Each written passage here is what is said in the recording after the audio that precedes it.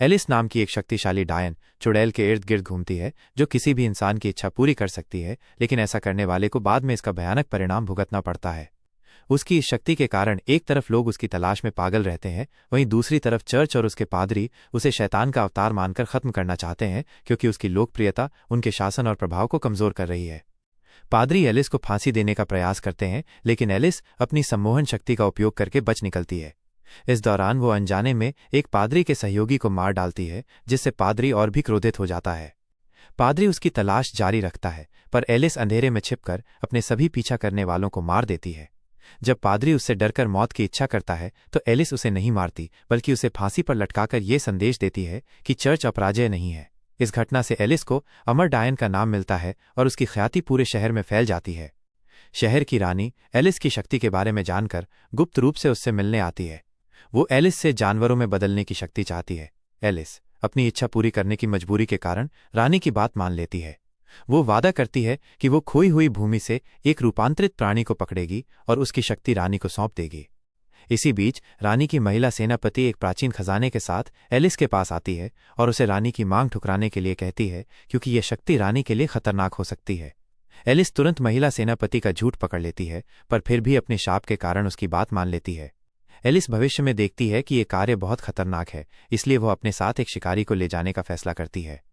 वो ग्रुई नाम के एक शिकारी को चुनती है, जो खोई हुई भूमि से कई बार जीवित लौटा था।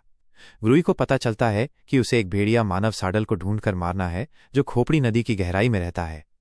जब ग्रुई और एलिस अपनी यात्रा शुरू करने वाले होते हैं तो लाल पादरी अपने अनुयायियों के साथ उन पर हमला कर देता है। ग्रुई और एलिस शहर से भाग निकलते हैं, जिससे जनता का चर्च पर से भरोसा कम होने लगता है। पादरी एलिस को रोकने के लिए उसकी अंधी नौकरानी को पकड़कर यातना देता है। नौकरानी से पादरी को पता चलता है कि रानी ने एलिस के साथ गुप्त समझौता किया है। पादरी रानी की साजिश को उजागर करने और सत्ता पर कब्जा करने के लिए एलिस को जिंदा पकड़ने का आदेश देता है। एलिस और ग्रुई अपनी यात्रा जारी रखते हैं और एक टूटे हुए सराय में रोस और मारा नाम के भाई बहन से मिलते हैं। पादरी उन पर नजर रखता है और उन दोनों को पकड़कर यातना देता है। मारा डरकर एलिस और ग्रुई के ठिकाने के बारे में बता देती है, फिर भी पादरी रोस को मार डालता है। ग्रुई को इस घटना का पता नहीं चलता है। वे एक घाटी में पहुंचते हैं और केबल कार से पार करने की कोशिश करते हैं, लेकिन वहां भी पादरी उनका पीछा करता है। पादरी मारा की जान का बहाना बनाकर ग्रुई को भड़काता है और उस पर गोली चला देता है। इससे ग्रुई के अंदर का जानवर जाग जाता है और दोनों मिलकर लड़ते हैं। वे केबल कार में बैठकर भाग निकलते हैं, लेकिन पादरी केबल को काट देता है। घायल होने पर एलिस ग्रुई का इलाज करती है और वे एक सुनसान परमाणु ऊर्जा स्टेशन में छिप जाते हैं।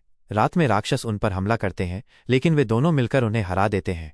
जब वे कमजोर पड़ जाते हैं तो राक्षसों का मुखिया एलिस को पकड़ लेता है। एलिस उसे अपनी आंखों में फंसाकर सम्मोहित करती है और ग्रुई की मदद से आग लगाकर सभी राक्षसों को राख कर देती है। एलिस ग्रुई को बताती है कि ये राक्षस पहले इंसान थे जो खजाने की तलाश में उसकी मदद लेने आए थे, लेकिन लालच के कारण राक्षस बन गए। वो ग्रुई को चेतावनी देती है कि हर इच्छा पूरी करने का यही परिणाम होता है। इस बीच रानी गर्भवती हो चुकी है और पादरी को पता चलता है कि रानी अपनी बीमारी